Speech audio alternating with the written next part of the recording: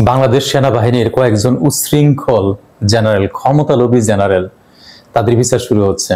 তারা হাসিনাকে টিকিয়ে রাখার জন্য, তারা আওয়ামী লীগকে টিকিয়ে রাখার জন্য আয়নাঘর, খুন, গুম ইত্যাদি তারা চালাইছিল। তারা শুধু সিভিলিয়ানদের উপরে যে জুলুম চালাইছিল তা না, তারা কিন্তু আর্মি অফিসারদের উপরেও জুলুম চালাইছিল। আমরা জানি এটা। এই সমস্ত অফিসারের যখন বিচার শুরু হচ্ছে, তখন যদি বিচার হইতে পারে তাহলে কিন্তু আর্মি কলঙ্ক মুক্ত হবে। আর্মির ভিতরে ভবিষ্যতে আর কেউ জুলুম করতে পারবে না। আর্মি অফিসাররা যে জুলুমের শিকার হয়েছিল, এরকম জুলুম আর হবে না। আর্মি অফিসাররাও কিন্তু চায় যে এর বিচার যেন হয়। যদি উপর থেকে এই বিচারে বাধা দেওয়া হয় তাহলে কিন্তু ভালো হবে না। এই বিচার কিন্তু সেনাবাহিনীর বিরুদ্ধে বিচার না, এই বিচার হচ্ছে কয়েকজন কালপিটের বিরুদ্ধে, অপরাধীর বিরুদ্ধে। সেনাবাহিনীর উচিত হবে এই বিচারের সাহায্য করা, সেনাবাহিনীর উচিত হবে এদেরকে গ্রেপ্তারের সাহায্য করা। সেনাবাহিনী কলঙ্ক মুক্ত হবে।